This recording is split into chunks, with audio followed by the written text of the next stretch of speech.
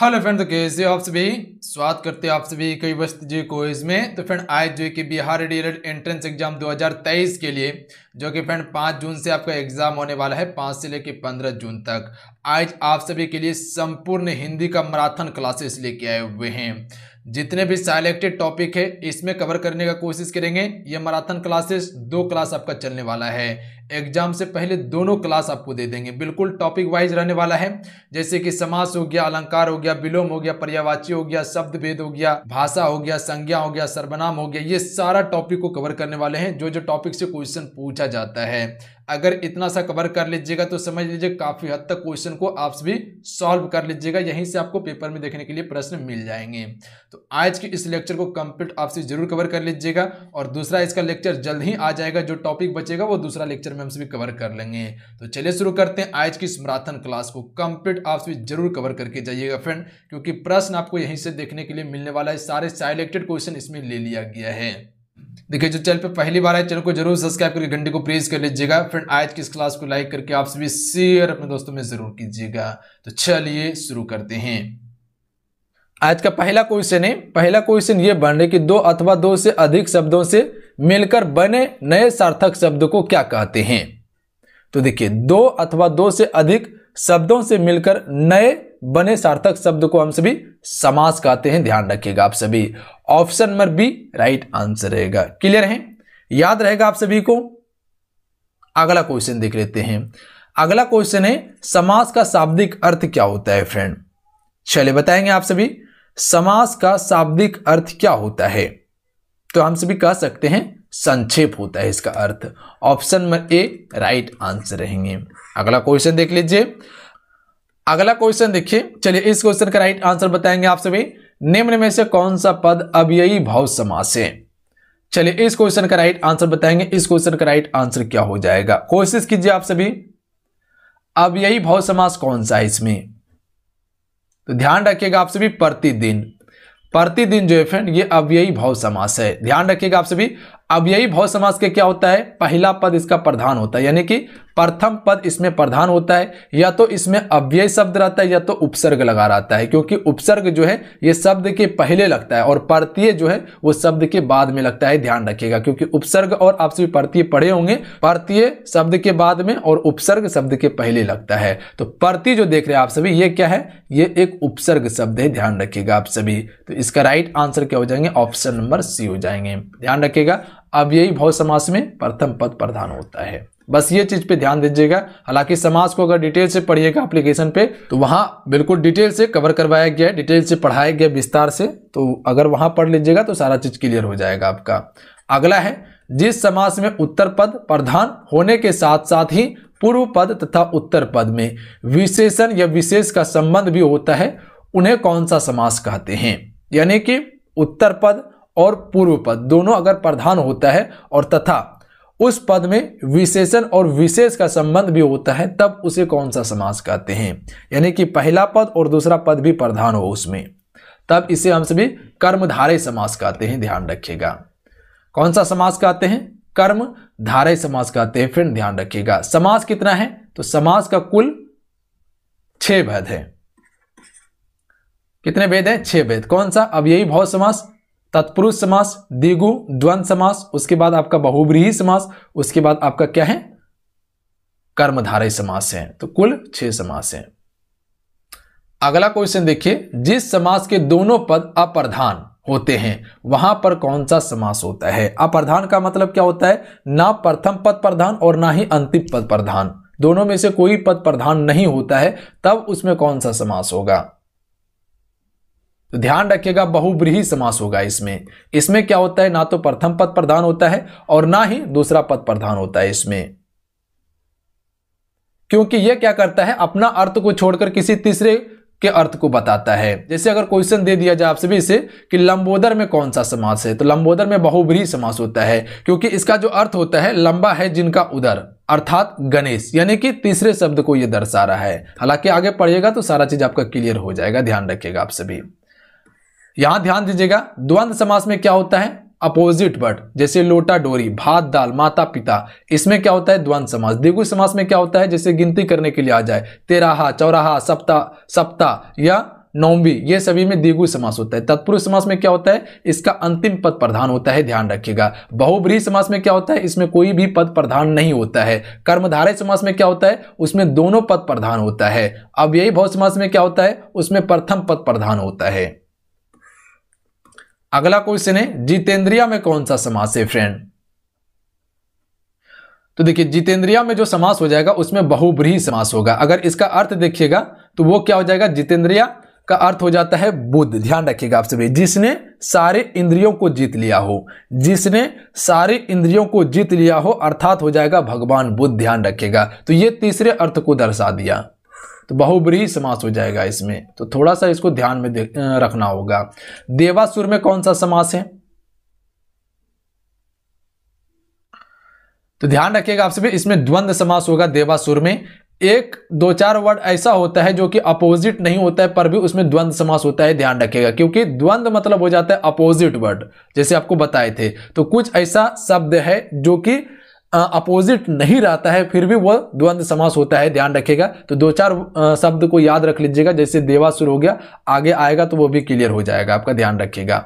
इसमें ध्यान रखिएगा जहां भी आपको देवासुर देखने के लिए मिल जाए द्वंद्व समास ही आपको लगाना है, अन्यथा कन्फ्यूजन में गलती नहीं कीजिएगा। आप सभी नोट करके रख लीजिए क्योंकि कन्फ्यूजन करता है, क्योंकि आप सभी को पता है कि द्वंद्व समास मतलब अपोजिट वर्ड होता है, तो ध्यान रखिएगा आप सभी।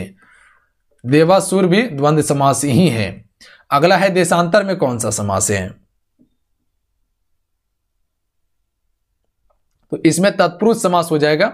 ऑप्शन में सी राइट आंसर हो जाएंगे, इसका अंतिम पद प्रधान होगा। अगला क्वेश्चन है, दीनानाथ में कौन सा समास है फ्रेंड। हालांकि थ्योरी क्लास में सारा चीज कवर करवा दिया गया आप सभी को, एक बार देख लीजिएगा जो एप्लीकेशन पे ज्वाइन किए हुए हैं। दीनानाथ में कौन सा समास है, तो इसमें कर्मधारय समास हो जाएगा दीनानाथ में। दीना अलग है, नाथ अलग है, ध्यान रखिएगा आप सभी, दोनों का अलग अलग अर्थ है, तो यानी कि दोनों पद इसमें क्या है, प्रधान है, तो कर्मधारय समास होगा इसमें। अगला है, मुख दर्शन में कौन सा समास है, तो इसमें भी तत्पुरुष समास हो जाएगा, ध्यान रखिएगा आप सभी। ऑप्शन में बी राइट आंसर है। अगला क्वेश्चन है, कौन सा शब्द बहुब्रीहि समास का सही उदाहरण है,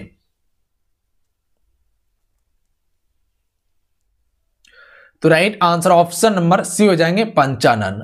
पंचानन बहुब्रीहि समास का सही उदाहरण है। अगर इसका अर्थ को देखिएगा तो अर्थ क्या हो जाएगा, पंचानन, अगर इसका समास विग्रह करके देखिएगा पंचानन का, तो अर्थ क्या हो जाएगा, पांच आनन है जिसका अर्थात शंकर हो जाएगा इसका अर्थ। ध्यान रखिएगा आप सभी, क्या आ जाएगा, शंकर हो जाएगा। अगला है, निशाचर में कौन सा समास है, तो निशाचर में भी बहुब्रीहि समास ही है, ध्यान रखिएगा आप सभी। अगर इसका समास विग्रह कीजिएगा निशाचर का तो क्या हो जाएगा, निशा में विचरण करने वाला अर्थात राक्षस होगा, ध्यान रखिएगा। तो इसका अर्थ क्या आ जाएगा, राक्षस आ जाएगा। तो निशाचर का अर्थ राक्षस होता है जो कि निशा में विचरण करने वाला, आकाश में घूमने वाला। अगला है, चौराहा में कौन सा समास है, तो यहां फटाफट आंसर आ जाएगा क्योंकि आपको बताए थे जहां गिनती करने के लिए आ जाए तो इसमें क्या हो जाएगा, आपका द्विगु समास होगा। अगर यहीं सप्ताह दिया रहता तो उसमें भी द्विगु समास होता, अगर नवमी दिया रहता तो वहां भी द्विगु समास रहता, ध्यान रखिएगा। अगर पंचमुखी रहता तो वहां भी द्विगु समास रहता। एक क्वेश्चन को याद रखिएगा, एक क्वेश्चन आप सभी से पूछा जाता है दशानंद के बारे में, तो ध्यान रखिएगा दशानंद में द्विगु समास नहीं होगा क्योंकि वहां पर भी गिनती करने के लिए मिलता है, 10 आनन है जिसका, तो ध्यान रखिएगा उसमें बहुब्रीहि समास होगा दशानंद में। दशानंद में बहुब्रीहि समास होगा क्योंकि 10 आनन है जिसका अर्थात क्या हो जाएगा, आपका रावण हो जाएगा। तो ये चीज पे गौर कीजिएगा, यही सब क्वेश्चन पूछता है जिसके कारण से कन्फ्यूजन में बच्चा गलती करते हैं। अगला है, दशमुख में कौन सा समास है,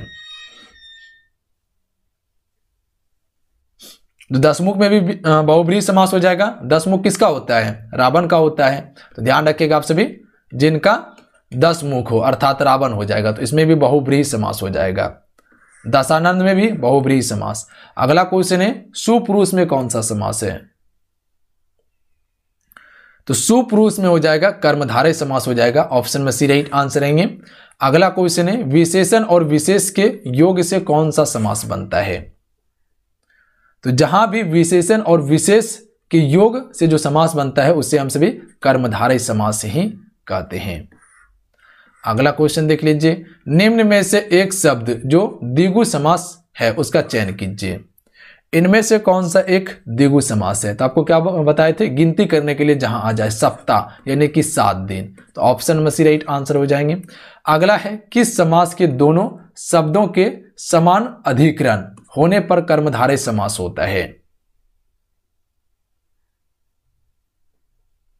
तो ध्यान रखिएगा आप सभी, तत्पुरुष समास होगा इसमें, गौर कीजिएगा आप सभी। किस समास के दोनों शब्दों के समान अधिकरण होने पर कर्मधारय समास होता है? तो तत्पुरुष समास के, ऑप्शन में ए राइट आंसर हो जाएंगे। अगला क्वेश्चन है किसमें सही समासिक पद है? तो सही समासिक पद हो जाएगा देवरात्रि में हो जाएगा, ऑप्शन में बी राइट आंसर रहेंगे। अगला क्वेश्चन है द्विगु समास का उदाहरण है, तो द्विगु समास का उदाहरण हो जाएगा ऑप्शन नंबर डी त्रिभुवन हो जाएगा, ध्यान रखिएगा आप सभी, यानी 3 भवन भी कर सकते हैं इसको आप सभी। अगला है इनमें से द्वंद्व समास का उदाहरण है। द्वंद्व समास का उदाहरण कौन सा इसमें? तो रुपया पैसा हो जाएगा, देख लीजिए योजक चिन्ह लगा हुआ है और ज्यादातर योजक चिन्ह वाला क्वेश्चन पूछा जाता है, तो जहां पर योजक चिन्ह भी देखने के लिए मिल जाए तो आपको द्वंद्व समास में टिक कर देना है, थोड़ा सा क्लियर है। और जो अभी बताए थे आपको कि द्वंद्व समास कौन कौन सा याद रखना है, जो कि योजक चिन्ह नहीं मिलेगा देखने के लिए, अपोजिट वर्ड देखने के लिए नहीं मिलेगा, वो भी द्वंद्व समास होता है। अगला क्वेश्चन है अव्ययी भाव समास का एक उदाहरण, यथाशक्ति का सही विग्रह क्या होगा? देखिए यथाशक्ति अव्ययी भाव समास है, क्योंकि यथा जो है ये एक उपसर्ग शब्द है, ध्यान रखिएगा आप सभी। क्या बताए थे आपको, अव्ययी भाव समास में प्रथम पद प्रधान होता है, या तो अव्ययी शब्द लगा रहता है पहले, या तो उपसर्ग शब्द लगा रहता है पहले, ध्यान रखिएगा आप सभी। तो यथा क्या है, ये एक उपसर्ग शब्द है जो कि शब्द के पहले आता है, तो इसका सही विग्रह हो जाएगा शक्ति के अनुसार, ऑप्शन में सी राइट आंसर रहेंगे। अगला है पाप पुण्य में कौन सा समास है? तो इसमें द्वंद्व समास हो जाएगा पाप पुण्य में, option number B right answer हो जाएगा, ध्यान रखिएगा पाप पुण्य में द्वंद्व समास हो जाएगा। अगला है लंबोदर में कौन सा समास है?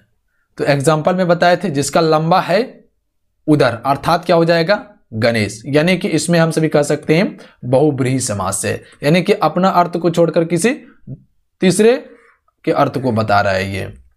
अगला है देश प्रेम में कौन सा समास है? देश प्रेम में हो जाएगा तत्पुरुष समास, तो ध्यान रखिएगा आप सभी, ऑप्शन में बी राइट आंसर रहेंगे। अगला है परमेश्वर में कौन सा समास है फ्रेंड? तो परमेश्वर में कर्मधारय समास होगा, इसमें दोनों पद प्रधान है। अगला क्वेश्चन है गौशाला में कौन सा समास है? तो गौशाला में तत्पुरुष समास है, ए राइट आंसर रहेंगे, ध्यान रखिएगा आप सभी। अगला है नवग्रह में कौन सा समास है? तो गिनती करने के लिए आ रहा है नवग्रह, यानी कि 9 ग्रह कह सकते हैं, तो इसमें क्या हो जाएगा, तो इसमें कौन सा समास आ जाएगा, द्विगु समास आ जाएगा, ध्यान रखिएगा आप सभी। अगला है विद्यार्थी में कौन सा समास है? तो विद्यार्थी में तत्पुरुष समास होगा, ए राइट आंसर रहेंगे। अगला है कन्यादान में कौन सा समास है फ्रेंड? चलिए बताएंगे इस क्वेश्चन का राइट आंसर क्या हो जाएगा। कन्यादान तत्पुरुष समास होगा, इसमें बी राइट आंसर रहेंगे। अगला क्वेश्चन है साग पात में कौन सा समास है? साग और पात देख लीजिए योजक चिन्ह है, तो जहां योजक चिन्ह देखने के लिए मिल जाए तुरंत आपको द्वंद्व समास पे टिक करना है, डी राइट आंसर होगा। अगला है नीलकमल में कौन सा समास है? सबसे फेमस है नीलकमल या नीलकंठ, तो इसमें कर्मधारय समास ही होता है, ध्यान रखिएगा। नील अलग है, कमल अलग है, दोनों का अलग अलग अर्थ है, तो इसीलिए दोनों पद इसमें क्या है, प्रधान है। उत्पत्ति के आधार पर शब्द के कितने भेद हैं? उत्पत्ति के आधार पर शब्द के कितने भेद हैं?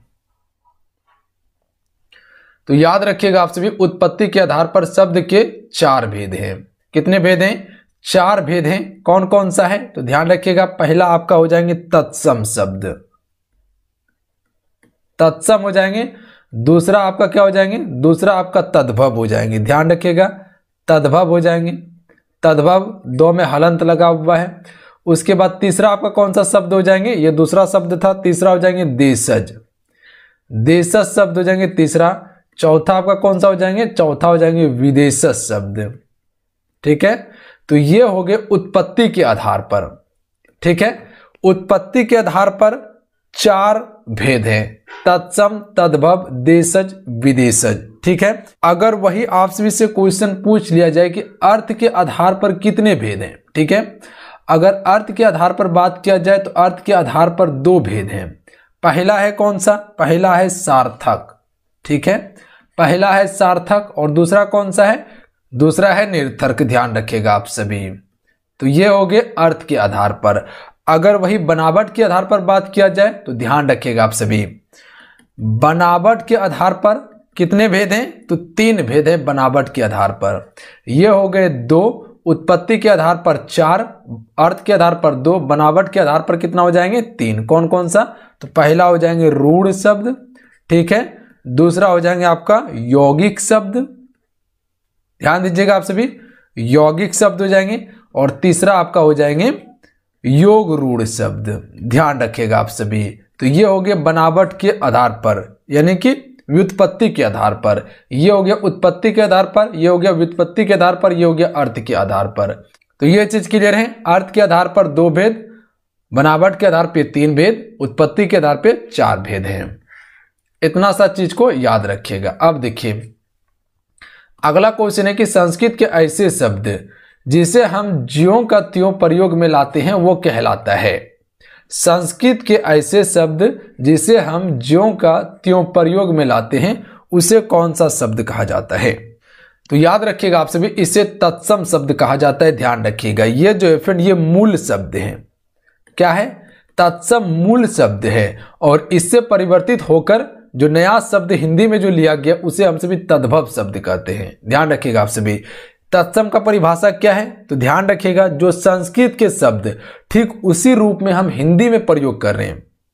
ठीक है, जो संस्कृत का शब्द है और उसी रूप में हम हिंदी में प्रयोग कर रहे हैं उसे ही हम सभी क्या कहते हैं? तत्सम कहते हैं। जैसे हो गया आपका ग्राम हो गया, सूर्य हो गया, चंद्र हो गया, वृक्ष हो गया, पंख हो गया, रात्रि हो गया, अग्नि हो गया, मयूर हो गया, मध्य हो गया। ये सभी क्या है? संस्कृत का शब्द है, और इसे ही हम हिंदी में भी यूज कर रहे हैं उसी रूप में। कोई भी परिवर्तन नहीं किया गया है। सूर्य में कोई परिवर्तन किया गया? बिल्कुल नहीं किया गया। जो संस्कृत में है वही हिंदी में प्रयोग कर रहे हैं। चंद्र में कोई परिवर्तन हुआ है? बिल्कुल नहीं हुआ है। जो हम संस्कृत में प्रयोग करते थे वही अभी हिंदी में भी प्रयोग कर रहे हैं। तो ध्यान रखिएगा, ये क्या है? मूल शब्द है।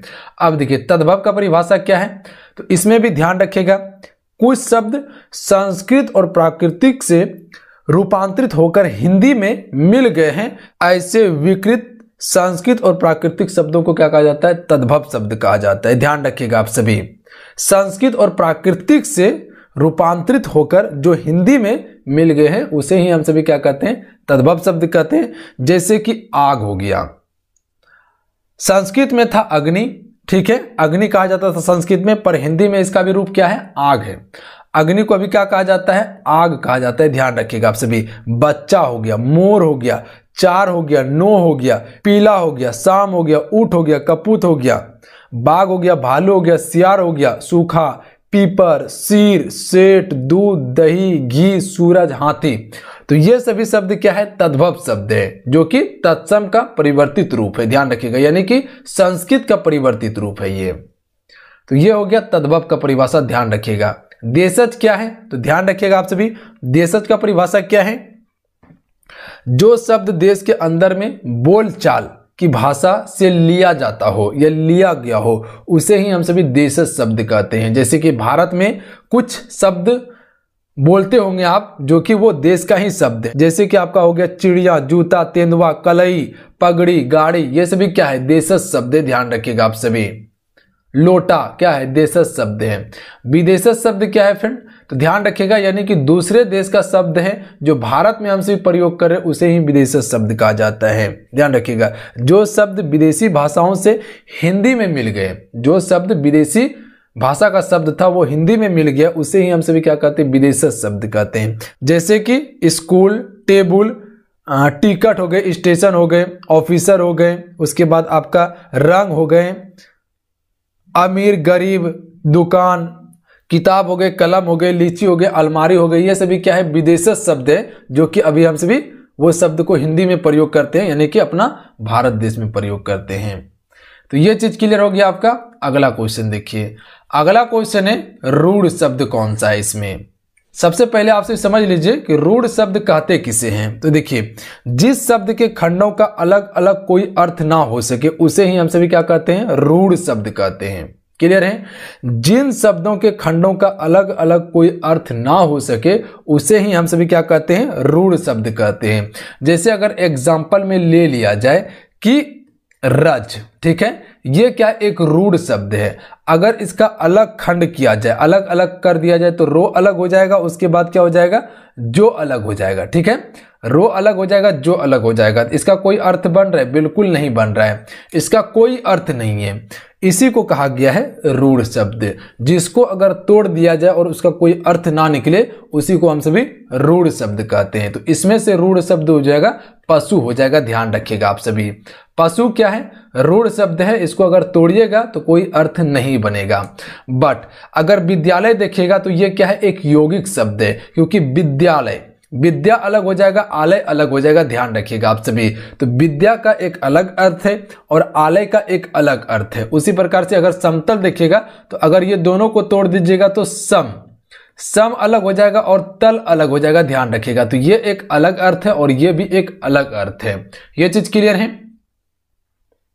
तो इसमें रूढ़ शब्द कौन सा है, पशु है। सिर्फ जो आपको बता रहे हैं उसे ध्यान दीजिएगा और जो परिभाषा आपको बता रहे हैं उसे लिखने का कोशिश कीजिएगा। आप सभी लिखिएगा कैसे, जैसे कि अभी आपको बताया ये सभी का परिभाषा।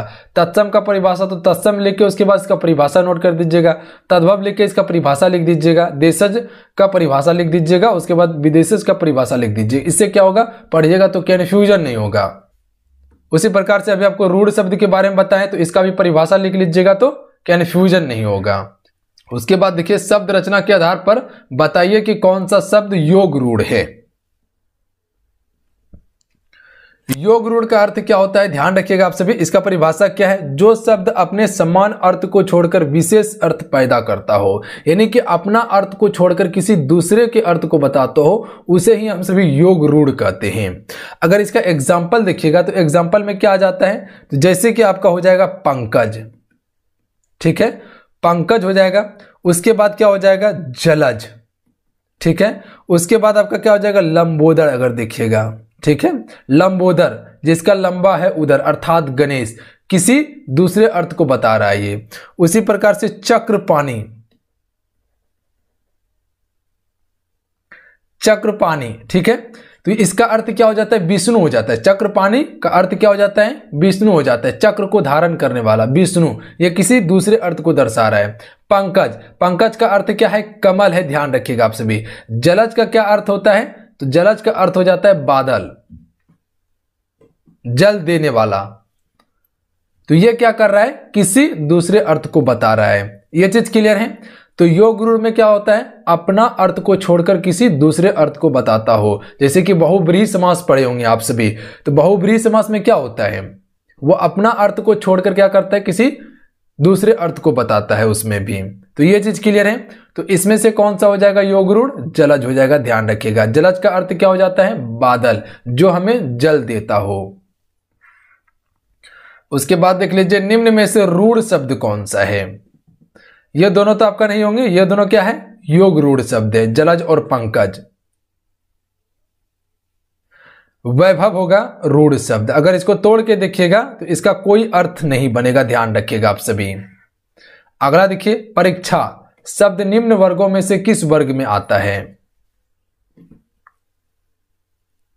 तो परीक्षा क्या है, ये एक तत्सम शब्द है, ध्यान रखिएगा। यानी कि परीक्षा मूल शब्द है।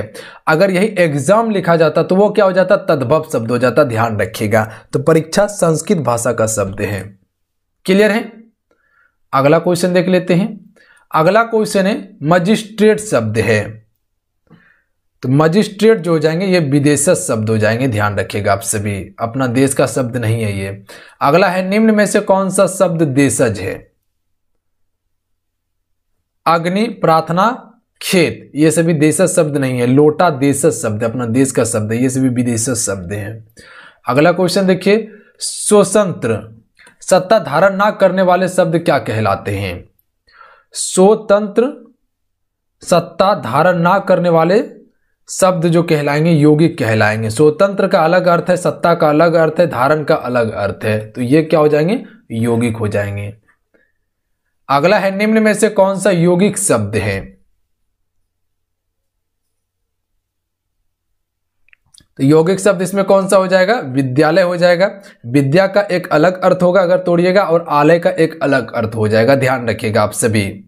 विद्या यानी कि ज्ञान, और आलय जहां ज्ञान प्राप्त किया जाता है, जैसे कि आपका पाठशाला हो गए या माध्यमिक विद्यालय हो गए, वो क्या है? शिक्षा वहां पर प्राप्त किया जाता है। तो दोनों का क्या है? अलग अलग अर्थ है। अगला है प्रयोग के नजर से सूक्ष्म अंतर व्यक्त करने वाले शब्द क्या कहलाते हैं?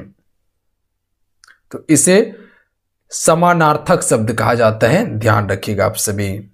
अगला क्वेश्चन है यौगिक शब्द कौन सा है?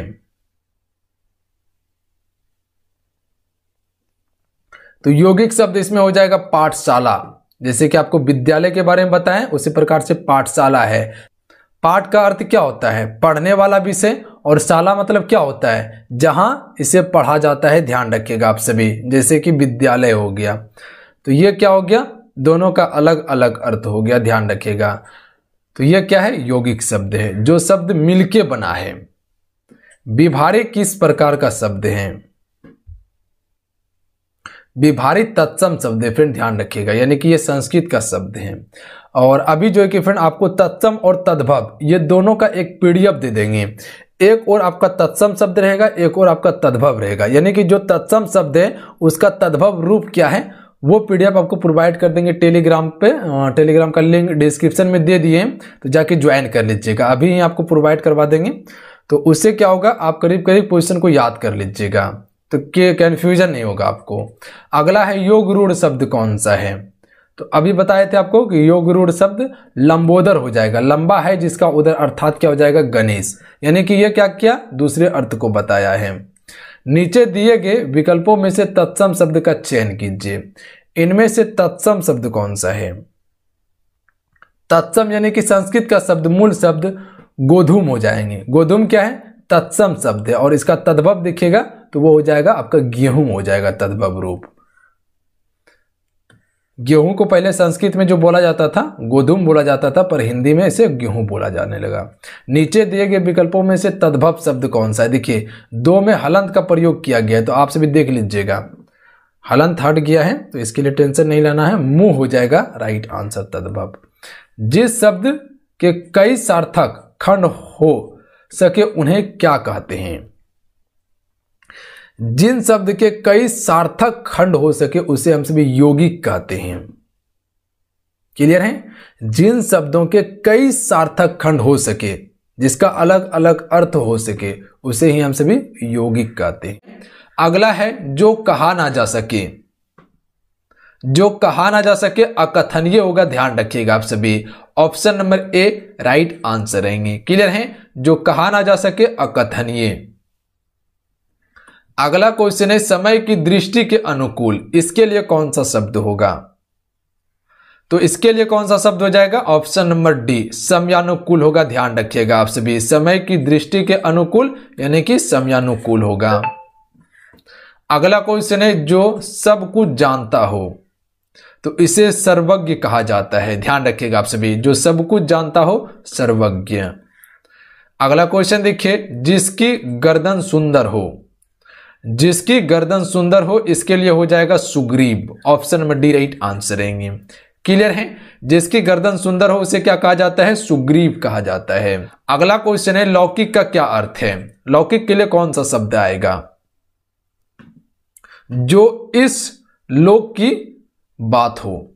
Option number D right answer रहेंगे। लौकिक का क्या अर्थ है? जो इस लोक की बात हो। Option number D right answer रहेंगे। अगला है पुरुष एवं स्त्री का जोड़ा को क्या कहते हैं? तो पुरुष और स्त्री की जोड़ा को दंपत्ति कहा जाता है, डी राइट आंसर रहेंगे। याद रहेगा, ध्यान रखिएगा आप सभी, दंपत्ति कहा जाता है। क्लियर है? पुरुष एवं स्त्री की जोड़ा को क्या कहा जाता है? दंपत्ति कहा जाता है। ऐसा नहीं कि पति पत्नी आपको मार देना है। अगला क्वेश्चन कर लेते हैं। चलिए इस क्वेश्चन का राइट आंसर बताइएगा। कार्य को नए ढंग से करने की पद्धति को क्या कहते हैं? कार्य को नए ढंग से करने की पद्धति को हम सभी नवीनीकरण कहते हैं। Option number C right answer हो जाएंगे। तो इसके लिए ऑप्शन नंबर सी बिल्कुल करेक्ट आंसर है, नवीनीकरण। कार्य को नए ढंग से करने की पद्धति को नवीनीकरण कहा जाता है। अगला क्वेश्चन कर लेते हैं। अगला क्वेश्चन है कि निश्चित समय के भीतर पत्र का उत्तर न प्राप्त होने की दशा में अनुबोधक के रूप में भेजा जाने वाला पत्र क्या कहलाता है? इसके लिए कौन सा शब्द होगा? तो इसे जो है कि अनुस्मारक पत्र कहा जाता है। Option number D right answer हो जाएंगे, ध्यान रखिएगा आप सभी। अगला क्वेश्चन देख लीजिए। अगला क्वेश्चन है जिसने देश के साथ विश्वासघात किया हो। तो जिसने देश के साथ विश्वासघात किया हो, इसके लिए शब्द हो जाएगा देशद्रोही होगा, ध्यान रखिएगा आप सभी। Option number C right answer हो जाएंगे। अगला क्वेश्चन है जंगल में लगने वाला आग को क्या कहते हैं? दावानल कहते हैं। ऑप्शन में बी राइट आंसर रहेंगे। क्लियर है, याद रखिएगा आप सभी, ऐसा नहीं कि भुला जाइएगा। वह स्त्री जिसकी कोई संतान ना हो।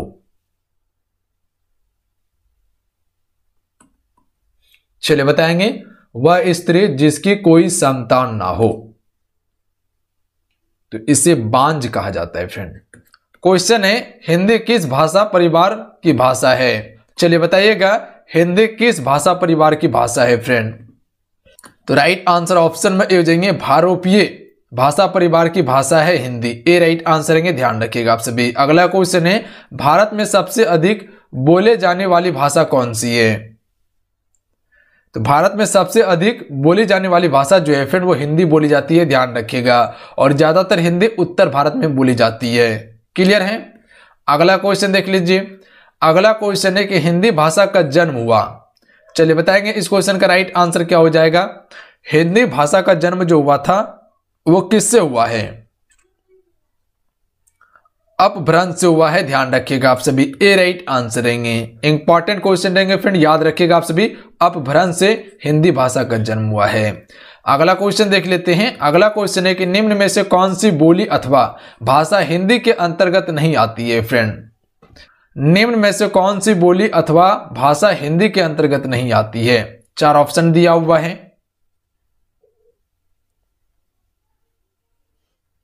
तो right answer option number D हो जाएंगे, तेलुगु नहीं आती है, ध्यान रखिएगा आप सभी।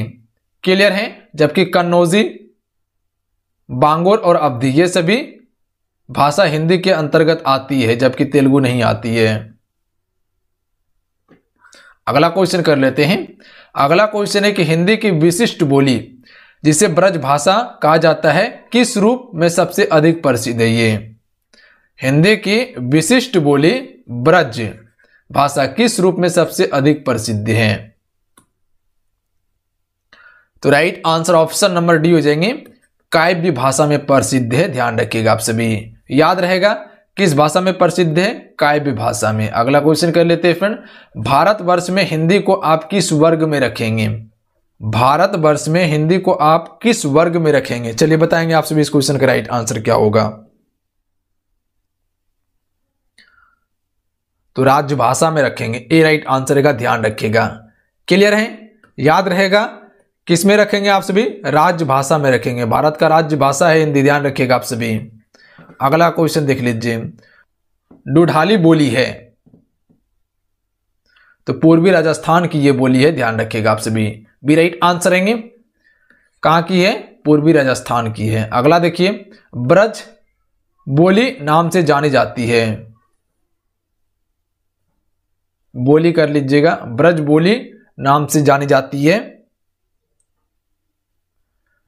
तो पुरानी बांग्ला, ध्यान रखिएगा। ब्रज बोली नाम से जानी जाती है पुरानी बांग्ला को। ऑप्शन में डी राइट आंसर रहेंगे। आइए अगला क्वेश्चन देख लीजिए। निम्न में से कौन सी भाषा देवनागरी लिपि में लिखी जाती है फ्रेंड? आप एग्जाम पेपर दिए होंगे तो उस समय देखिएगा लिपि आप सभी से लिखाया जाता है।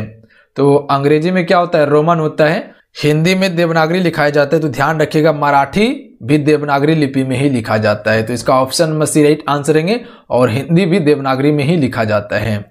अगला है कि एक मनई ते दुई बेटवे रहीन, ओ माँ लहरा अपने बाप से कहिस, दादा धन माँ जबन हमर बखरा लागत होए तबन हमका दे दा, यह अवतरण हिंदी के किस बोली में है?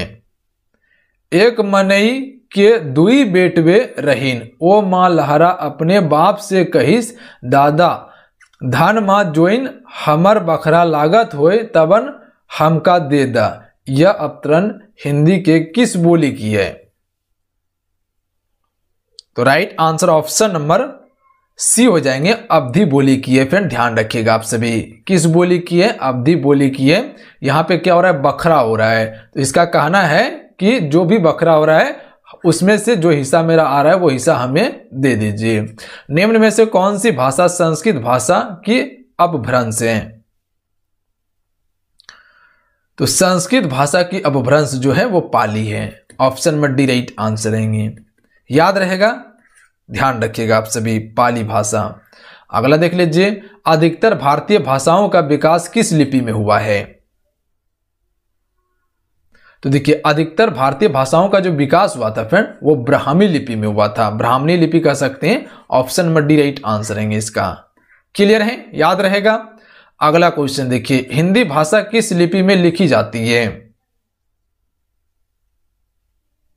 हिंदी भाषा किस लिपि में लिखी जाती है?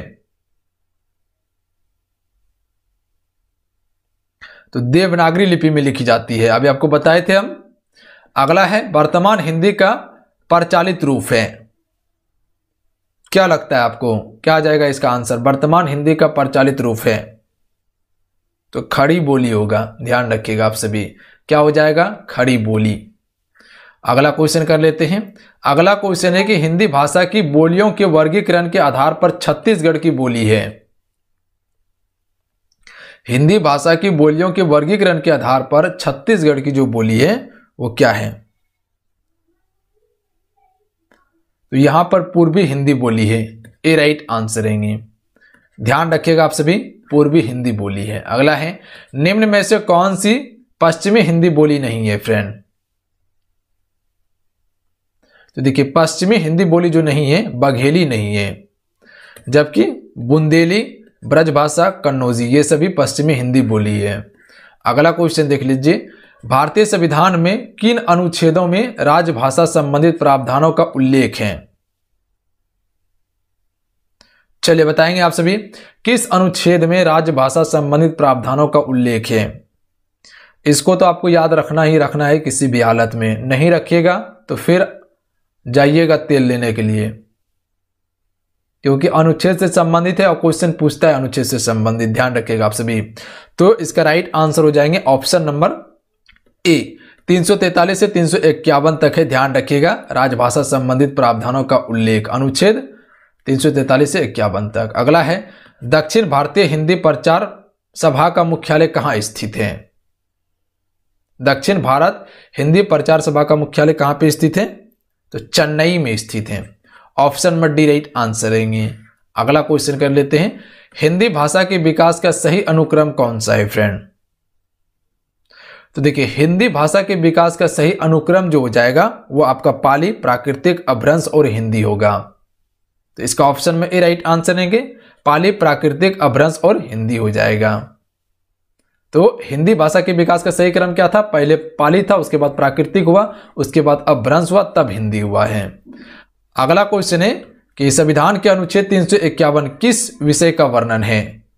अनुच्छेद 351 में किस विषय का वर्णन है संविधान में? तो इसका राइट आंसर ऑप्शन में डी जाएंगे, हिंदी के विकास के लिए निर्देश दिया गया है। किस अनुच्छेद में? अनुच्छेद 351 में दिया गया है। अगला क्वेश्चन देखिए, ब्रज भाषा है। तो देखिए, ब्रज भाषा जो है फ्रेंड पश्चिमी हिंदी भाषा है, ब्रज भाषा। ऑप्शन में बी राइट आंसर रहेंगे। अगला क्वेश्चन है, मगही किस भाषा की बोली है? चलिए बताएंगे आप सभी, मगही किस भाषा की बोली है? तो याद रखिएगा, बिहारी भाषा की बोली है मगही। याद रहेगा, बिहारी भाषा की बोली क्या है? मगही है, बिहार की है। अगला क्वेश्चन कर लेते हैं कि हिंदी खड़ी बोली किस अपभ्रंश से विकसित हुई है? चलिए बताएंगे इस क्वेश्चन का राइट आंसर क्या हो जाएगा। हिंदी खड़ी बोली किस अपभ्रंश से विकसित हुई है?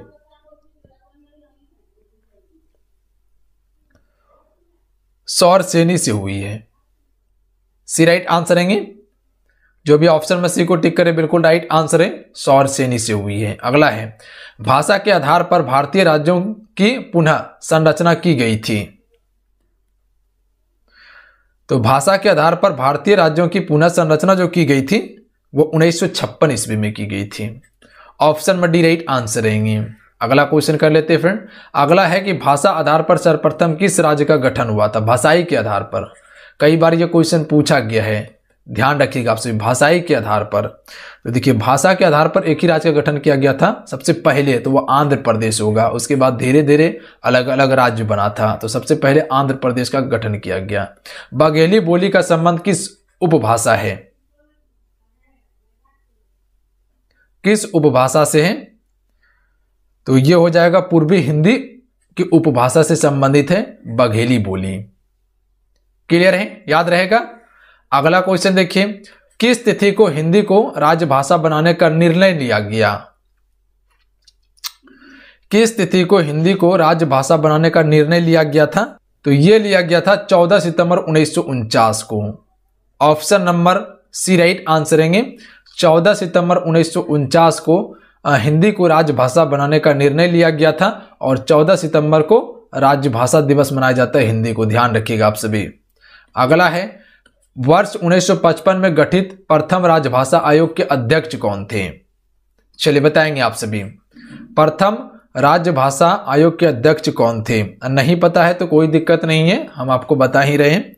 तो याद रखिएगा आप सभी, बी.जी. खेर थे, ध्यान रखिएगा। अगला क्वेश्चन है कि भारतीय संविधान के 8वीं अनुसूची में शामिल भाषाओं की संख्या है। तो देखिए भारतीय संविधान के 8वीं अनुसूची में शामिल भाषाओं की संख्या जो है फ्रेंड वो 22 भाषा है, ध्यान रखिएगा आप सभी।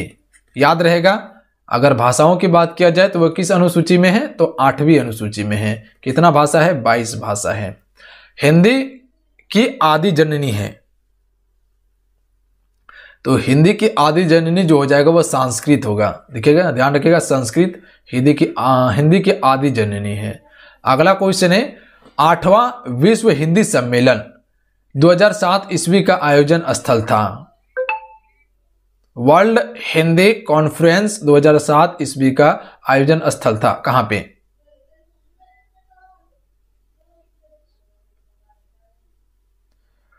तो ये न्यूयॉर्क में हुआ था। ऑप्शन में डी राइट आंसर रहेंगे, ध्यान रखिएगा। कहां पे हुआ था? न्यूयॉर्क में। अगला है कि निम्नलिखित में से कौन भारोपीय परिवार की भाषा नहीं है फ्रेंड? तो देखिए भारोपीय परिवार की जो भाषा नहीं है वो मलयालम नहीं है। क्लियर है? कौन सा नहीं है? मलयालम नहीं है। जबकि आपका मराठी, गुजराती और हिंदी ये सभी क्या है? भारोपीय परिवार की भाषा है। अगला क्वेश्चन है हिंदी दिवस किस दिन मनाया जाता है फ्रेंड? हिंदी दिवस किस दिन मनाया जाता है?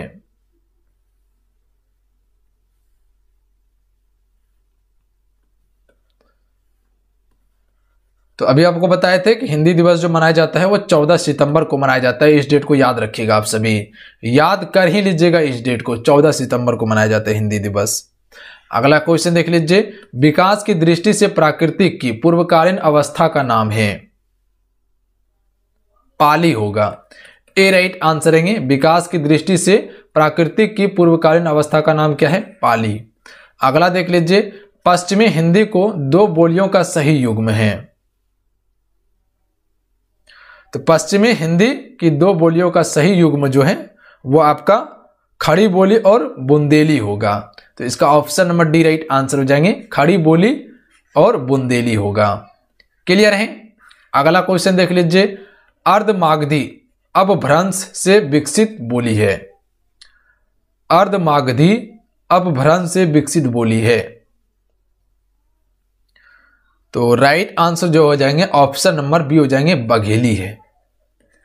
याद रहेगा कौन सी है? बघेली। अगला क्वेश्चन देख लीजिए, अगला क्वेश्चन है कि देवनागरी लिपि का सही विकास क्रम है। देवनागरी लिपि का जो विकास हुआ है उसका सही क्रम क्या होगा? तो इसका सही क्रम हो जाएगा ऑप्शन नंबर सी, पहले ब्राह्मी लिपि होगा, तब गुप्त लिपि होगा, तब नागरी लिपि होगा, तब देवनागरी लिपि होगा। तो ध्यान रखिएगा, एक बार फिर से रिपीट कर देते हैं।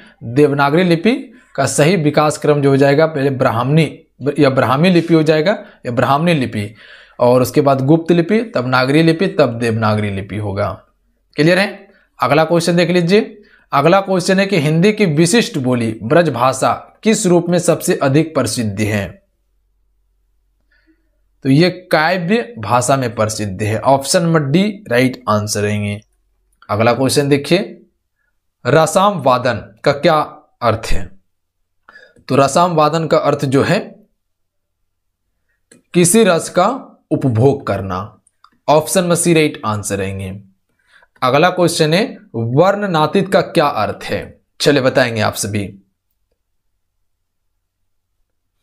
तो डी राइट आंसर हो जाएंगे, वर्णन से परे हो जाएगा, वर्ण से परे। ऑप्शन में डी करेक्ट आंसर देंगे। अगला क्वेश्चन देखिए, पत्र या प्रश्नादि के उत्तर की अपेक्षा करने वाला को क्या कहते हैं?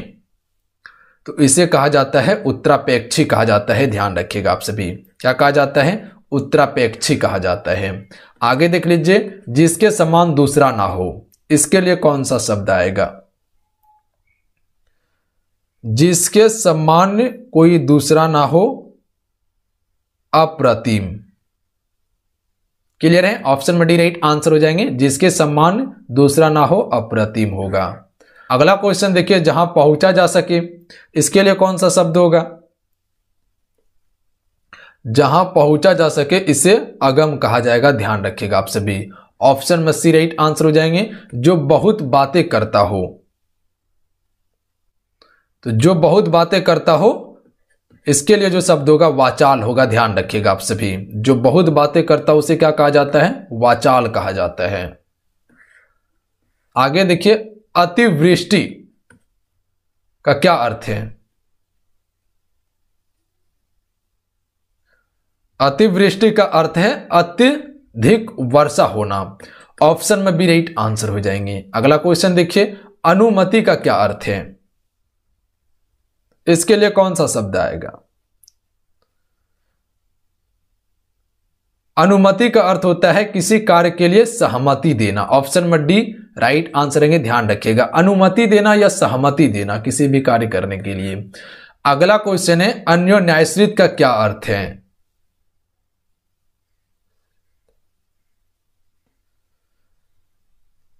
एक दूसरे पर आश्रित होना। ऑप्शन में सी राइट आंसर हो जाएंगे। अन्योन्याश्रित का अर्थ है एक दूसरे पर आश्रित होना।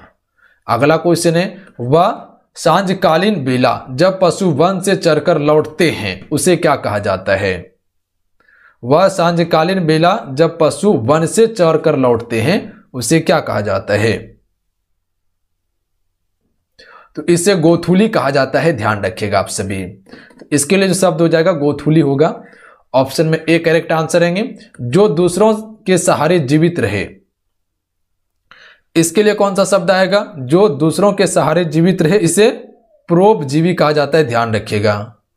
क्लियर है? क्या कहा जाता है? परोपजीवी, जो दूसरों के सहारे जीवित रहे। अगला है, किसी के प्रति उदारता एवं कृपा पूर्वक किया जाने वाला व्यवहार कहलाता है। किसी के प्रति उदारता एवं कृपा पूर्वक किया जाने वाला व्यवहार क्या कहलाता है? अनुग्रह कहलाता है। ऑप्शन में डी राइट आंसर रहेंगे। ध्यान रखिएगा आप सभी, क्या कहलाता है? अनुग्रह। दो पर्वतों के बीच की भूमि को क्या कहते हैं? चलिए बताएंगे आप सभी।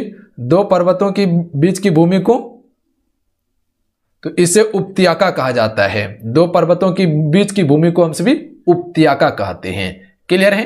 क्या कहा जाता है? उपत्यका कहा जाता है।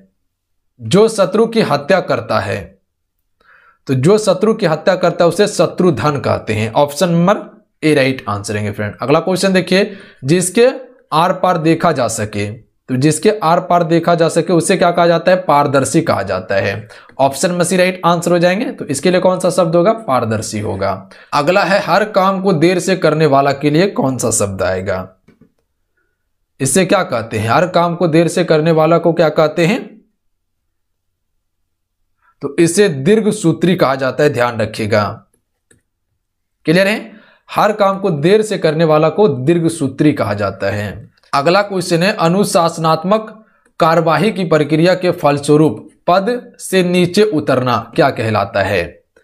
अनुशासनात्मक कार्यवाही की प्रक्रिया के फलस्वरूप पद से नीचे उतरना क्या कहलाता है? तो इसे जो कहा जाता है पदावनति कहा जाता है, ध्यान रखिएगा आप सभी। अगला क्वेश्चन देखिए, आयु में बड़ा व्यक्ति को क्या कहते हैं? तो आयु में जो बड़ा है उसे ज्येष्ठ कहा जाता है, ध्यान रखिएगा आप सभी। सी राइट आंसर हो जाएंगे। वह वस्तु जो नाशवान हो, वह वस्तु जो नाशवान हो, इसके लिए कौन सा शब्द आएगा? तो राइट आंसर ऑप्शन नंबर ए हो जाएंगे, नश्वर होगा, ध्यान रखिएगा। नश्वर हो जाएगा, नो तालब्सों में आधा हो जाएगा, उसके बाद वो, उसके बाद र का प्रयोग होगा, नश्वर। ठीक है। अगला क्वेश्चन देखिए, साहित्य से संबंध रखने वाला को क्या कहते हैं? तो साहित्य से संबंध रखने वाला को साहित्यकार कहा जाता है। अगला है, जो सफलतापूर्वक प्राप्त किया जा सके, तो इसे सुलभ कहा जाता है, ध्यान रखिएगा। जो सफलतापूर्वक प्राप्त किया जा सके, इसका अर्थ हो जाएगा सुलभ, इसे सुलभ कहा जाता है। अगला है, जिसका भोजन दूध ही होता है, इसके लिए कौन सा शब्द होगा? इसे क्या कहते हैं? दुग्धहारी कहा जाता है, ध्यान रखिएगा। जिसका भोजन दूध होता है उसे दुग्धहारी कहते हैं। अगला है, बिना घर का अनिकेत कहा जाता है, जो बिना घर का है उसे अनिकेत कहा जाता है। सी राइट आंसर है। अगला क्वेश्चन देखिए, हमेशा रहने वाला को क्या कहा जाता है? तो हमेशा रहने वाला को अगोचर कहा जाता है फ्रेंड। तो हमेशा रहने वाला को क्या कहा जाता है? शाश्वत कहा जाता है, ध्यान रखिएगा आप सभी। अगला है, अगोचर किसे कहते हैं? अगोचर कहा जाता है जिसका अनुभव इंद्रियों को ना हो। ऑप्शन नंबर इसका हो जाएगा सी, ध्यान रखिएगा आप सभी, जिसका अनुभव इंद्रियों को ना हो। अगला क्वेश्चन देखिए, युयुत्सु का क्या अर्थ है? तो राइट आंसर हो जाएंगे युद्ध करने का इच्छुक, यानी कि ऑप्शन में बी राइट आंसर रहेंगे। अगला क्वेश्चन कर लेते फ्रेंड। अगला क्वेश्चन देखिए, जिजीविषा का क्या अर्थ है? जीवन की इच्छा, यानी कि option number B right answer हो जाएंगे, जीवन की इच्छा, जिजीविषा का अर्थ है। आगे है, पार्थिव का क्या अर्थ है?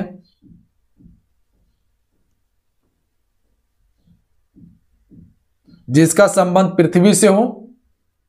ऑप्शन में बी राइट आंसर हो जाएंगे। अगला क्वेश्चन देखिए, पृष्ठवय का क्या अर्थ है? इसके लिए कौन सा शब्द होगा? पूछने योग्य, ध्यान रखिएगा। पूछने योग्य को क्या कहा जाता है? पृष्ठवय कहा जाता है। अगला क्वेश्चन कर लेते हैं फ्रेंड। अगला क्वेश्चन है, रवि ईश्वर को ना मानने वाला मनुष्य है, रेखांकित वाक्यांश के लिए एक शब्द चयन कीजिए। तो रवि ईश्वर को ना मानने वाला मनुष्य है, जिसे हम सभी नास्तिक कहते हैं, ध्यान रखिएगा आप सभी। रवि ईश्वर को ना मानने वाला, ईश्वर को ना मानने वाला को क्या कहा जाता है? नास्तिक कहा जाता है। ईश्वर का कोई आकार नहीं होता है, रेखांकित वाक्यांश के लिए एक शब्द का चयन कीजिए। निराकार होगा, ध्यान रखिएगा आप सभी। ईश्वर का कोई आकार नहीं होता है, इसे कहा जाता है निराकार, किसी प्रकार का आकार ना होना। आंखों के सामने घटित घटना पर विश्वास तो करना ही पड़ेगा, ध्यान रखिएगा। रेखांकित वाक्यांश के लिए कौन सा शब्द आएगा? यहाँ पे इसका चयन करना है। आंखों के सामने घटित घटना पर विश्वास तो करना ही पड़ेगा, रेखांकित वाक्यांश के लिए एक शब्द का चयन कीजिए। प्रत्यक्ष होगा, ध्यान रखिएगा, ए राइट आंसर रहेगा। अगला क्वेश्चन कर लेते हैं।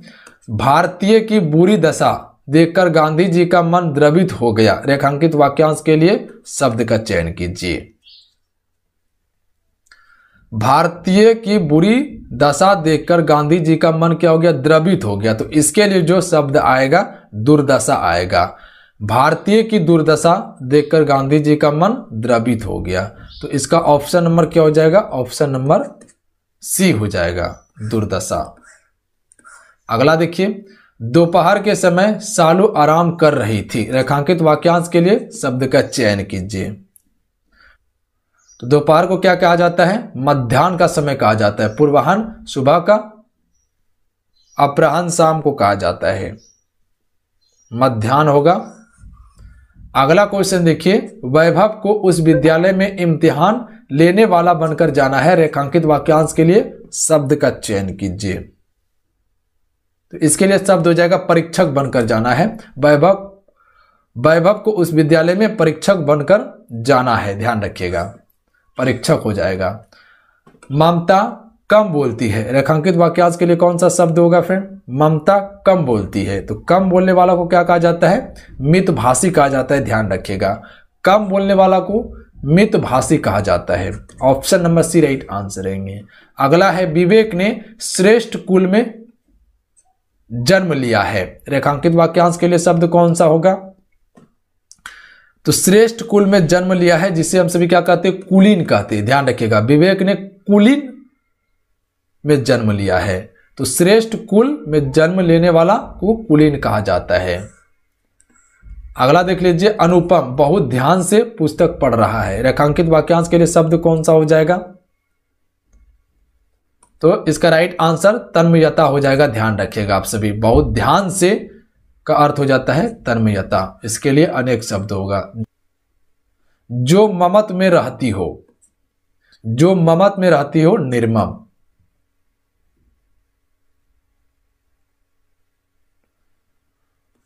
अगला क्वेश्चन देख लेते हैं, जो किसी का हित चाहता हो, इसके लिए कौन सा शब्द आएगा? जो किसी का हित चाहता हो, इसे क्या कहते हैं? हितोषी कहते हैं। फिर ऑप्शन में सी राइट आंसर रहेंगे।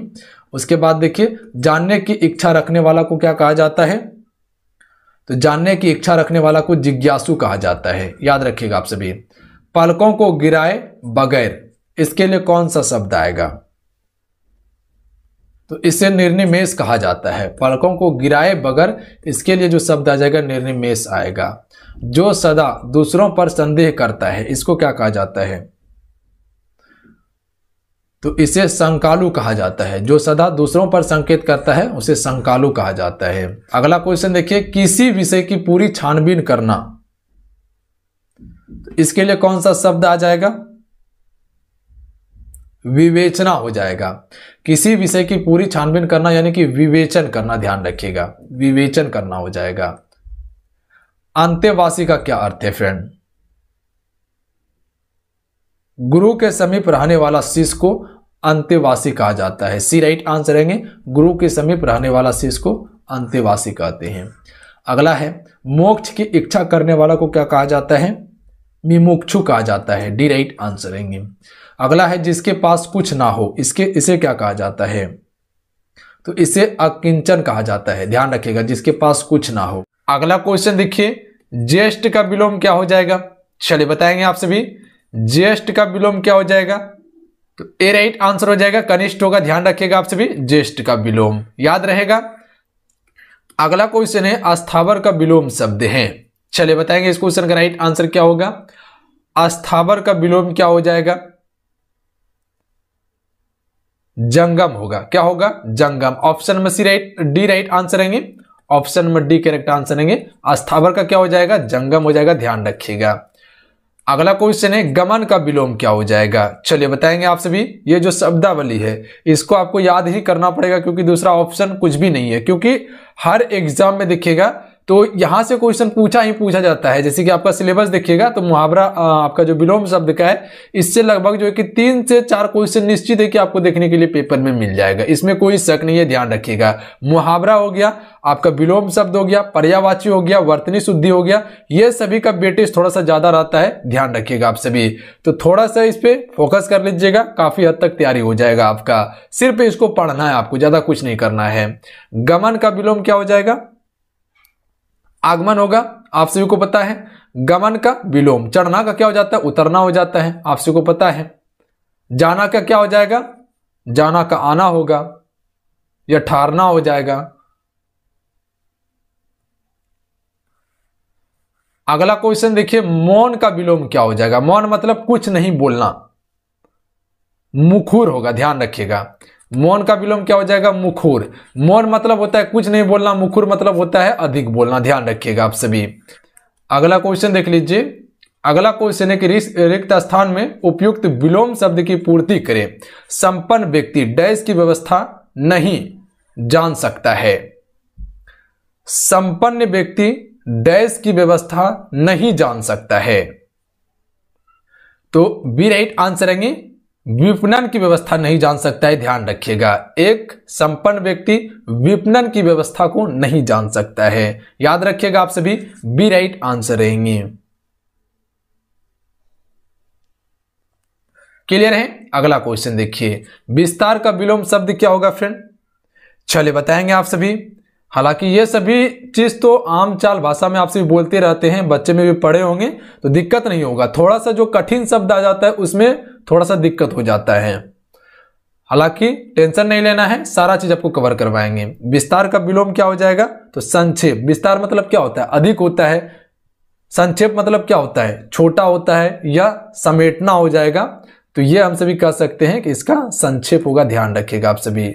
विस्तार मतलब मेरा क्षेत्र का विस्तार हो गया, तो ये हो गया विस्तार यानी कि बढ़ गया। और संक्षेप मतलब क्या हो जाता है? छोटा, यानी कि मेरा क्षेत्र क्या हो गया? छोटा हो गया, एक जगह सिमट गया। तो ये कह सकते हैं हम सभी। छोटा पर दिया हुआ है ऑप्शन में, देख लीजिएगा, इसको टिक नहीं कर दीजिएगा आप सभी, अन्यथा फिर चल जाइएगा। तो ध्यान रखिएगा आप सभी, विस्तार का संक्षेप होता है।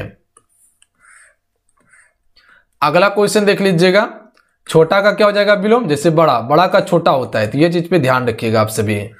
अगला है गरिमा का विलोम शब्द है। चलिए बताएंगे आप सभी, गरिमा का क्या हो जाएगा? तो गरिमा का हो जाएगा लघिमा होगा, ध्यान रखिएगा आप सभी, बी राइट आंसर हो जाएंगे। अगला क्वेश्चन देखिए, चलिए इस क्वेश्चन का राइट आंसर आप सभी बताएंगे। मौखिक का विलोम शब्द क्या होगा फ्रेंड? मौखिक का विलोम शब्द क्या होगा? देखिए, अगर आंसर जानते हैं तो एक कॉपी को उठाइए सबसे पहले और आंसर को कॉपी में लिखने का कोशिश कीजिए, क्योंकि फ्रेंड आपको बताते हैं कि जो आंसर आप लिख देते हैं वो प्रॉपर माइंड में आपका सेट हो जाता है, वो चीज गलत नहीं होता है, ध्यान रखिएगा। देखिए, जो आप जानते हैं उसको एक साइड में लिख लीजिए, आंसर को लिखिए, और जो आप नहीं जानते हैं उसका एक प्रॉपर नोट्स तैयार कर लीजिए, छोटा छोटा पॉइंट लिख लीजिए, ताकि आप लास्ट समय में फटाफट उसका रिवाइज कर सके। ये एक परफेक्ट तरीका है तैयारी करने का, ध्यान रखिएगा। मौखिक का विलोम क्या हो जाएगा? तो लिखित होगा मौखिक का विलोम, सबको पता है, ऑप्शन में ए राइट आंसर रहेंगे। अगला क्वेश्चन देखिए, अनाथ का विलोम क्या हो जाएगा? अनाथ का सनाथ होगा, बी राइट आंसर रहेंगे। अगला है अल्पज्ञ का विलोम क्या हो जाएगा? चलिए बताएंगे आप सभी, सर्वज्ञ होगा, बी राइट आंसर रहेंगे। क्लियर है? अगला देख लीजिए, सकारात्मक का विलोम शब्द क्या हो जाएगा? सिंपल सा है, आपसे बता सकते हैं, सकारात्मक का विलोम नकारात्मक होगा। अगला है सम्मुख का विलोम क्या हो जाएगा? विमुख होगा, ध्यान रखिएगा। विमुख मतलब उल्टा हो जाता है, सम्मुख सामने मुंह करके खड़ा है, और विमुख मतलब हो जाएगा उल्टा मुंह करके खड़ा है। अगला क्वेश्चन देख लीजिए, अत का विलोम शब्द इति होगा, अत का विलोम इति, ध्यान रखिएगा आप सभी, इति, अत का विलोम इति, छोटी ई का प्रयोग होगा। उर्वर का विलोम क्या होगा? चलिए बताएंगे आप सभी, उर्वर का विलोम क्या हो जाएगा? उसर होगा, ध्यान रखिएगा, उर्वर का उसर विलोम होगा इसका, ऑप्शन में सी राइट आंसर रहेंगे। अगला देखिए, थोक का विलोम शब्द क्या होगा फ्रेंड? थोक का विलोम हो जाएगा परचून होगा, ध्यान रखिएगा। थोक मतलब क्या होता है? इकट्ठा, और परचून मतलब हो जाता है एक एक करके बेचना हो जाएगा, जैसे खुदरा हो गया, ध्यान रखिएगा। थोक माल और खुदरा माल, थोक मतलब एक ही बार में सारा माल आ गया, और खुदरा मतलब जैसे कि आप मार्केट या मंडी में देखते होंगे वो खुदरा बेचा जाता है, और फिर आप गोदाम में चल जाइएगा तो वहां से थोक माल उठता है, ध्यान रखिएगा। तो इसका उल्टा क्या हो जाएगा? खुदरा हो जाएगा या परचून हो जाएगा। भूषण का विलोम शब्द क्या होगा? चलिए बताएंगे आप सभी, भूषण का हो जाएगा दूषण, option number C right answer रहेंगे। अगला क्वेश्चन देखिए, अवनी का विलोम शब्द क्या होगा फ्रेंड? बताइएगा आप सभी। अवनी का विलोम हो जाएगा अंबर होगा, याद रहेगा आप सभी को, ध्यान रखिएगा आप सभी। अगला क्वेश्चन देखिए, हाय का विलोम शब्द क्या होगा? हाय का विलोम शब्द क्या होगा? अच्छा, आपसे हमें बताइएगा कि अगर क्वेश्चन आपसे इसे पेपर में पूछ लिया जाए कि अनुकूल का विलोम क्या होगा? अनुकूल का विलोम क्या हो जाएगा? तो ध्यान रखिएगा, प्रतिकूल होगा अनुकूल का विलोम, याद रहेगा आप सभी को, प्रतिकूल हो जाएगा अनुकूल का विलोम। अगर यही क्वेश्चन आपसे इसे पूछ लिया जाए कि अनुराग का विलोम क्या होगा फ्रेंड? अनुराग का विलोम जो हो जाएगा वो क्या हो जाएगा? विराग होगा, ठीक है, क्या हो जाएगा, विराग हो जाएगा, ध्यान रखिएगा ये रो है। अगर यही क्वेश्चन आपसे इसे पेपर में पूछ लिया जाए कि अधिक का विलोम क्या होगा, अधिक का विलोम क्या हो जाएगा, तो अधिक का विलोम होता है अल्प। अधिक मतलब आपको पता होगा, अल्प मतलब कम होता है, ध्यान रखिएगा आप सभी। अगर यही क्वेश्चन आपसे इससे पूछ लिया जाए कि अपमान का क्या हो जाएगा, तो आप सभी को पता है कि अपमान का सम्मान होगा। अग्नि का जल हो जाएगा, ये तो आप सभी को पता ही है कि अग्नि का जल होता है विलोम। अगर यही क्वेश्चन आपसे इससे पूछ लिया जाए कि आस्तिक का क्या हो जाएगा, तो आप सभी को पता होगा कि आस्तिक का हो जाएगा नास्तिक। ठीक है, क्या हो जाएगा, नास्तिक हो जाएगा। आधा सो का प्रयोग होगा यहाँ पे, तो ध्यान रखिएगा आप सभी। ना का आधा सो, उसके बाद तो का प्रयोग होगा, उसके बाद छोटी ई का प्रयोग होगा, उसके बाद को का प्रयोग होगा। ठीक है, अगर यही क्वेश्चन आपसे इससे पूछ लिया जाए कि आवश्यक का विलोम क्या होगा, आवश्यक का विलोम क्या हो जाएगा। हालांकि ये सारा चीज एप्लीकेशन पे बिल्कुल डिटेल से कवर करवा दिए हम। ठीक है, अनावश्यक होगा, सिंपल सा है, आवश्यक का अनावश्यक होगा, इतना चीज को याद रखिएगा। हालांकि अभी पीछे जैसे क्लास होते जाएगा बिल्कुल आपको सारा चीज बताते चल जाएंगे, ताकि एक कॉन्सेप्ट क्लियर हो सके आपका। अगर आपसे इसे पूछ लिया जाए कि अमावस्या का विलोम क्या हो जाता है, ठीक है, अमावस्या का विलोम क्या होता है, तो अमावस्या का विलोम हो जाता है पूर्णिमा। ठीक है, क्या हो जाता है, पूर्णिमा। ब्लैक कलर का ले लेते हैं तो थोड़ा सा दिखाई देगा आप सभी को। अगर यही क्वेश्चन आपसे इसे पूछ लिया जाए कि अपना का विलोम क्या होगा, तो सिंपल सा है, अपना का हो जाता है पराया। ठीक है, क्या हो जाता है, अपना का पराया होता है। अगर वही क्वेश्चन पूछ लिया जाए कि उपसर्ग का क्या हो जाएगा, उपसर्ग का हो जाएगा परतीय। ठीक है, परतीय हो जाएगा, लिख देते हैं तो क्लियर हो जाएगा। बस इतना सा आप याद रखिएगा थोड़ा सा, उसके बाद आगे भी आपको बताएंगे, इसके लिए टेंशन मत लीजिए आप सभी। अगला देखिए, मृदुल का विलोम शब्द क्या होगा फ्रेंड, तो देखिए मृदुल का जो विलोम होगा रुक्ष होगा, याद रहेगा, क्या हो जाएगा, रुक्ष होगा, मृदुल का विलोम। अगला क्वेश्चन देखिए, ऋणात्मक का विलोम क्या हो जाएगा, चलिए बताएंगे। ऋणात्मक का विलोम क्या हो जाएगा, घनात्मक होगा ऋणात्मक का। ठीक है, क्या हो जाएगा, घनात्मक, तो याद रखिएगा आप सभी। अगला क्वेश्चन देख लीजिए, अगला क्वेश्चन है कलुष का विलोम क्या होगा, कलुष का विलोम शब्द क्या हो जाएगा, तो सी राइट आंसर हो जाएंगे, निष्कुलुष होगा, ध्यान रखिएगा, कलुष का विलोम, ऑप्शन में सी राइट आंसर रहेंगे फ्रेंड। अगला है चिरंजन का विलोम शब्द क्या होगा, चलिए बताएंगे, चिरंजन का विलोम क्या हो जाएगा, नस्वर होगा, सी राइट आंसर रहेंगे, चिरंजन का विलोम नस्वर। अगर क्वेश्चन आपसे भी से पूछ लिया जाए, अगर क्वेश्चन आपसे भी से पूछ लिया जाए कि गीला का क्या हो जाएगा, तो आपसे को पता है कि गीला का होगा सूखा। ठीक है, सूखा हो जाएगा। अगर वहीं से पूछ लिया जाए कि आदर का क्या हो जाएगा, लिख देते हैं आदर का। ठीक है, आदर का विलोम क्या होगा फ्रेंड, तो आदर का अनादर हो जाएगा, सिर्फ इसमें ओ का प्रयोग करना है, अनादर हो जाएगा। अगर वही कोई क्वेश्चन पूछ लिया जाए कि आदि का क्या होता है, तो आदि का हो जाता है अंत। ठीक है, आदि का क्या हो जाता है, अंत हो जाता है। अगर वही क्वेश्चन पूछ लिया जाए कि कायर का क्या हो जाएगा, तो कायर का निडर होता है। ये आपको पता होगा कि कायर, कायर का क्या हो जाएगा, निडर हो जाएगा। कायर मतलब क्या होता है, डरपोक, और निडर मतलब क्या होता है, साहसी आदमी, ध्यान रखिएगा आप सभी। अगर वही क्वेश्चन पूछ लिया जाए कुटिल का क्या होता है, सॉरी टो का प्रयोग होगा, कुटिल का जो हो जाएगा आपका विलोम सरल हो जाएगा। ठीक है, उसके बाद अगर जब क्वेश्चन पूछ लिया जाए तुच्छ का विलोम, तुच्छ का विलोम क्या हो जाएगा, तो तुच्छ का हो जाएगा महान। अब देखिए तुच्छ का मतलब क्या होता है, छोटा, और महान मतलब क्या होता है, बड़ा होता है, ध्यान रखिएगा। तुच्छ आदमी यानी कि छोटा आदमी, महान आदमी यानी कि बड़ा आदमी, ध्यान रखिएगा आप सभी। अगर तीव्र का पूछा जाए तो इसका विलोम क्या हो जाएगा, तो इसका विलोम हो जाएगा मंद हो जाएगा, यानी कि धीरे धीरे। तीव्र मतलब होता है तेजी से, मंद मतलब होता है धीरे धीरे। उजाला का क्या हो जाएगा, अंधेरा हो जाएगा। उत्तम का निम्न या अधम होता है, उत्तम का विलोम, ध्यान रखिएगा आप सभी। इतना याद रहेगा आप सभी को। उसके बाद देखिए अगला क्वेश्चन, सन्यासी का विलोम शब्द क्या होगा फ्रेंड, चलिए बताएंगे आप सभी। सन्यासी का विलोम क्या होगा, तो सन्यासी का हो जाता है गृहस्थ होता है, ध्यान रखिएगा आप सभी। Option number C right answer रहेंगे। अगला क्वेश्चन देखिए, स्वीक्य का विलोम शब्द क्या होगा, चलिए बताएंगे इस क्वेश्चन का राइट आंसर क्या हो जाएगा। तो right answer option number D हो जाएंगे, परकीय होगा, ध्यान रखिएगा आप सभी। अगला क्वेश्चन देख लीजिए, एकाधिकार का विलोम क्या हो जाएगा फ्रेंड? एकाधिकार का विलोम क्या हो जाएगा? तो एकाधिकार का हो जाएगा सर्वाधिकार। Option number B right answer रहेंगे, ध्यान रखिएगा, एकाधिकार का सर्वाधिकार। वहीं पर आप सभी याद रखिएगा, अगर आप सभी से पूछ लिया जाए आयात का विलोम क्या होगा? आयात का हो जाएगा निर्यात, ठीक है, आयात का क्या हो जाएगा? निर्यात हो जाएगा आयात का विलोम। अगर वही क्वेश्चन पूछ लिया जाए कि गौर का विलोम क्या हो जाएगा? तो गौर का हो जाएगा श्याम। लिखने पर ध्यान नहीं दीजिए, जो हम बोल रहे हैं सिर्फ उस पर फोकस कीजिएगा आप सभी। गुप्त का क्या हो जाएगा? तो गुप्त का मतलब हो जाता है छुपना, और प्रकट हो जाएगा इसका विलोम। प्रकट मतलब क्या हो जाता है? दिखना हो जाता है, ध्यान रखिएगा। तो गुप्त का प्रकट। क्लियर है? अगर क्वेश्चन आप सभी से पूछ लिया जाए कि गुण का क्या हो जाएगा विलोम? तो गुण का हो जाएगा दोष, ध्यान रखिएगा। और इसी में आपको कभी कभी ऑप्शन दे दिया जाता है, अवगुण दे दिया जाता है, ध्यान रखिएगा।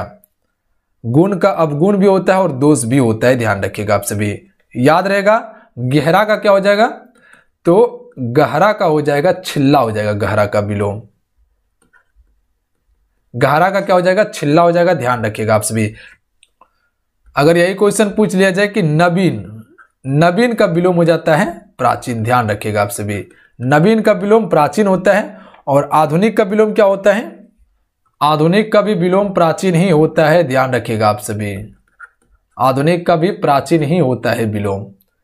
तो इतना सा चीज को याद रखिएगा आप सभी। अगला क्वेश्चन कर लेते हैं, श्री गणेश का विलोम क्या हो जाएगा? चलिए बताएंगे आप सभी। श्री गणेश का विलोम हो जाएगा इतिश्री, ध्यान रखिएगा, इतिश्री होगा। श्री गणेश मतलब होता है शुरू करना।